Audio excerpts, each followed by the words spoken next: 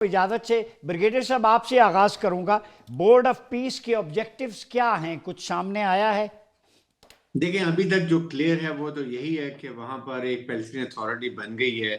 They have to monitor के international stabilising force वहां पर आएगी, वो सिचुएशन को स्टेबलाइज करेगी और उसके बाद इनखला इसराइल का प्रॉपर होगा और उसके बाद जब सारी चीज सेट हो जाएंगी फिर देखना है कि कौन सा तरीकाकार इस्तेमाल किया जाएगा हमास को डिसम करने के लिए। लेकिन कंडीशन वही होंगी कि पहले इसराइल वहां से इनखला हो और तमाम पैलेस्टीन अथॉरिटी अपना होल्ड कर ले। सेकंड, उसके बाद reconstruction and rebuild of Gaza की बात है, जिसमें उन्होंने $1 अरब में तमाम जो परमानेंट 3 साल से ज्यादा रहना चाहते हैं उनके लिए कंडीशन लगाई है। लेकिन बात ये कि ये देखने कि ये पैसा कहाँ से आता है, इसको डिब्रीज उठाने के लिए कितना टाइम लगता है, ये बहुत अहम काम है। बड़ा क्लियर है और इवन हर पाकिस्तान इसने नवाज आवाज उठाई है, क्लियर कहा कि ये उनका राइट है सेल्फ डिटर्मिनेशन और 1967 की पुरानी पोजीशन पे जाना चाहिए इसराइल को, और 2 स्टेट्स की बात की है कि जिनको अपना अपनी होमलैंड होना चाहिए जो 1967 की जगह पर हो। ये भी क्लियर है और इसीलिए आज मैं देखा कि आज में प्राइम मिनिस्टर ने बड़ी खुल के प्राइम मिनिस्टर पाकिस्तान की तारीफ भी की है, क्योंकि ये पाकिस्तान का कोई डाउट नहीं है इस पर, हमने कभी इस पे डाउट रखा ही नहीं है। It is very clear policy, state policy है पाकिस्तान की, जो कायदे मोहम्मद अली जना की भी थी। सेकंड, इसमें ये एक बहुत इंपॉर्टेंट है, मेन बात यही है कि कैसे गजा के लोगों को रिहेबिलिटेट करेंगे, वहाँ रिकंस्ट्रक्शन करेंगे और इनका इंखला किसी दूसरे मुल्कों में सोमालिया वैली में जो इसराइल चाहता है वो कैसे इंश्योर करना है।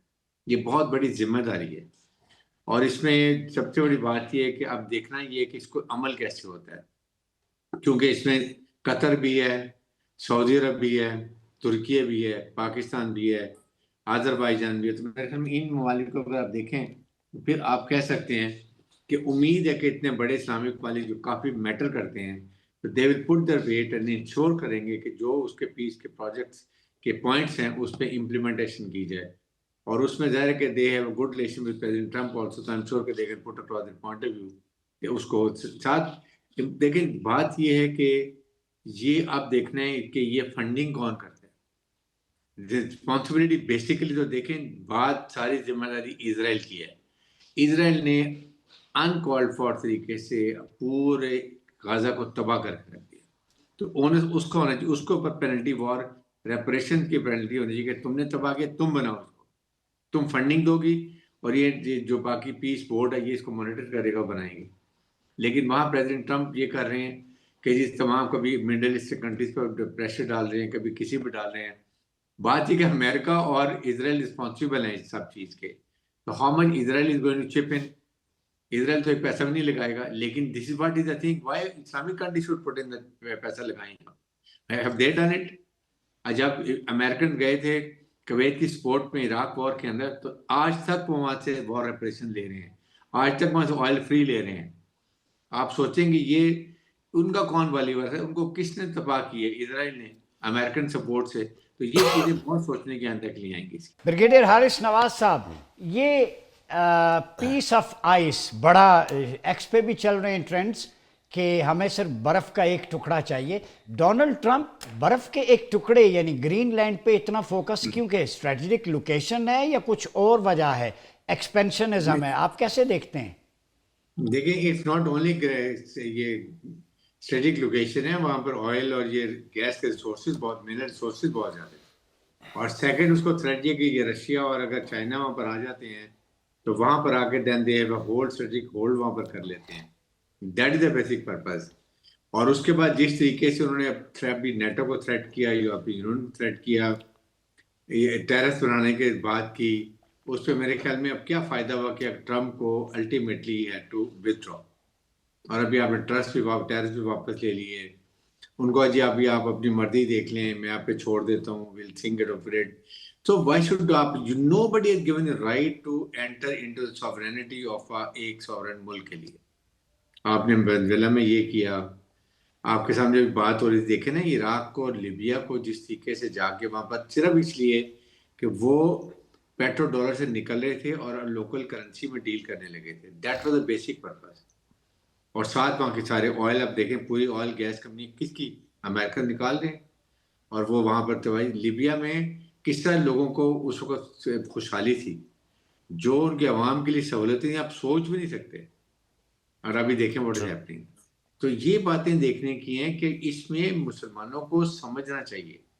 It's an eye opener for मुसलमान कंट्रीज कि आप अगर आज स्ट्रांग नहीं होंगे तो कल आपकी बारी आ रही है, because they feel threatened from Islamic block. अच्छा ब्रिगेडियर साहब, अभी देखा हमने कि इस इजलास के दौरान बोर्ड ऑफ पीस के, चूँकि प्रेसिडेंट ट्रंप भी वहाँ पे, शहबाज शरीफ साहब से बड़ी खुशगवार मुलाकात हुई है पाकिस्तानी प्राइम मिनिस्टर से, और डोनाल्ड ट्रंप ने मुस्कुरा के फील्ड मार्शल की तरफ भी अच्छे जेस्चर इशारा दिया है। तो पाकिस्तान वहाँ पे निखरता दिखाई दे रहा है। कभी फ़लस्तीनी वज़ीर आज़म शुक्रिया अदा करते हैं, यूरोपीय यूनियन के कुछ लोगों ने कहा कि बड़ी ब्रेव लीडरशिप है पाकिस्तान की।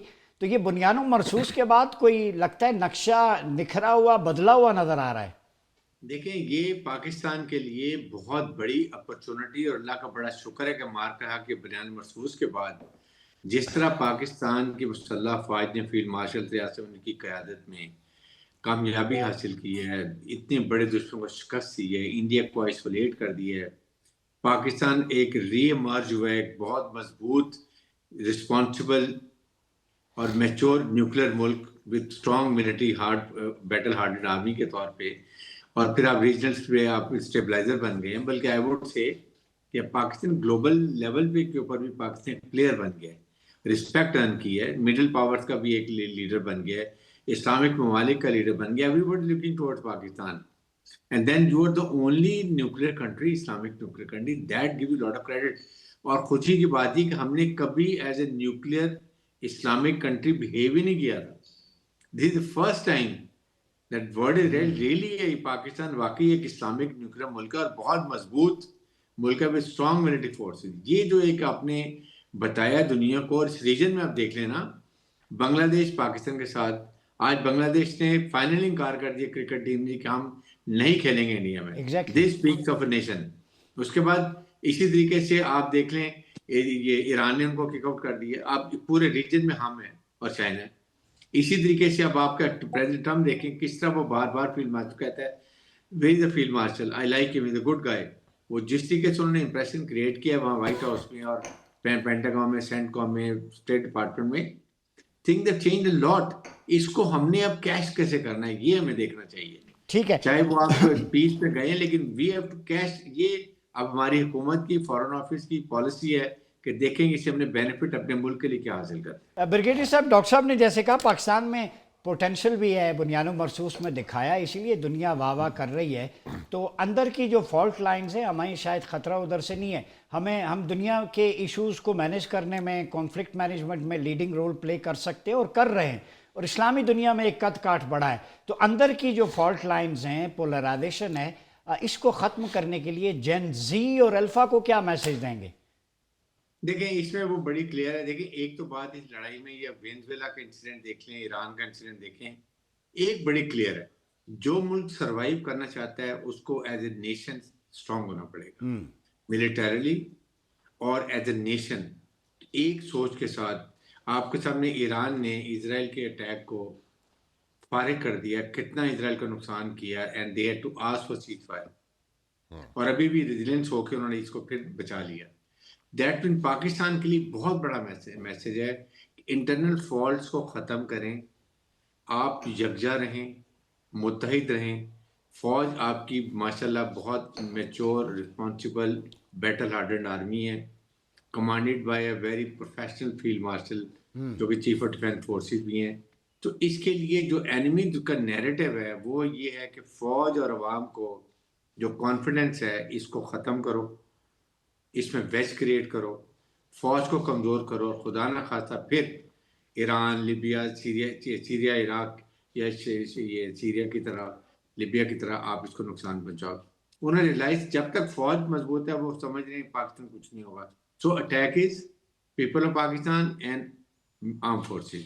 इसके लिए हमें ये जो इंटरनल प्रॉब्लम है ना, तो गवर्नमेंट की भी रिस्पॉन्सिबिलिटी है।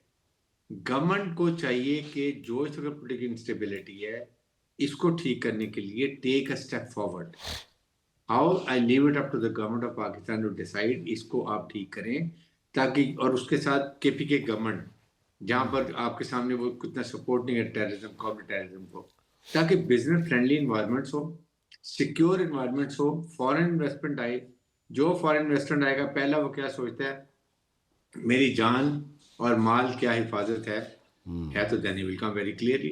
हम इतना बलूचिस्तान के लिए काम को भी कह रहे हैं, mine mineral exploration, president Trump कह रहे हैं मैं भेज रहा हूँ, आज अपनी टीमें भेज रहा हूँ, ये करेंगे, बट इफ सिक्योरिटी ठीक नहीं तो व्हाट विल डू। सो ये चीजों पे हमें अभी देख के काम करना है, और इसके लिए पूरी कौम को यकजा होना चाहिए। जी। गवर्नमेंट को एक फॉरवर्ड ले, बेशक गवर्नमेंट के prime minister should go to KPK, जाके बैठ के बात करें, उनको ब्रीफ करें, कन्विंस करें कि दिस इज द इशू। आज हम नहीं हो ये करेंगे तो कल को Pakistan is the target. Please understand, Iran पे अगर इजराइल आके बैठ जाता, खुदा ना खास्ता, तो सीस्तान प्रोविंस में और बलूचिस्तान प्रोविंस में कितना फासला है, just imagine. And Balochistan province कितना माइनर मिलियंस का ये एक वो है जगह वहां पर है। तो we have to be very careful. उसके बाद गवादर पोर्ट कहाँ गया, अरेबियन सी उस साइड पे कहाँ गया, आपके कितने मिडिल ईस्टर्न कंट्रीज नहीं चाहती कि वहाँ गवादर पोर्ट बने। तो ये सारी चीजें हमें सोचने के लिए आज बैठेंगे तो 2-3 साल के बाद हम इकट्ठे बन जाएंगे और इकोनॉमिकली स्ट्रॉन्ग। चाइना कोई लड़ाई नहीं की, देखें चाइना ने, अमेरिका अफगानिस्तान में गया, अमेरिका इराक में गया, अमेरिका लीबिया में गया, अमेरिका सीरिया में गया, अमेरिका उसके बाद वियतनाम में गया, अपने रिसोर्सेज ड्रेन आउट किए। चाइना ने एक लड़ाई नहीं की, हांगकांग मिल गया, and now again they getting economically strong to get Taiwan. So this is a policy, ये ऐसी आपकी होनी चाहिए। मैं ब्रिगेडियर हारिस नवाज साहब वन लाइनर दे दें कि अमेरिकनाइजेशन है दुनिया में, तो एक इस्लामाइजेशन, एक ग्लोबल यूनिटी का कॉन्सेप्ट था, खिलाफा मॉडल का, ऑटमन अम्पायर तक मुसलमान जुड़े हुए थे। आज हिस्सों में तकसीम होकर उनको एक एक करके टारगेट किया जा रहा है। तो हम रिवाइव कर सकते हैं, कम से कम फॉरेन और डिफेंस पॉलिसी एक हो। मैंने यही बात की थी कि जब कतर पे हमला हुआ है, that was a shine, that was a time to show unity for the Islamic 57 countries. वहां वो बंग कर गए, डर गए, और आज ये हाल है। तभी ईरान पे दोबारा आ रहे थे। अगर वहां पर एक स्ट्रॉन्ग मैसेज होता 57 मुल्कों का, तो कभी इजराइल ट्राई ना करता, कभी अमेरिका ट्राई ना करता, और उसके बाद ये प्रॉब्लम ना होती। वहां अगर हम शो कर देते कि जी अगर इजराइल को हम 7 डेज दे रहे हैं, आप गाजा में जंग बंदी, वरना इब्राहिम अकॉर्ड खत्म, सस्पेंड, अरब कंट्रीज के ऊपर से फ्लाइट्स कमर्शियल बंद, ये चीजें के, और उसके बाद ट्रेड खत्म इजराइल से, देखें इजराइल कहाँ जाता है।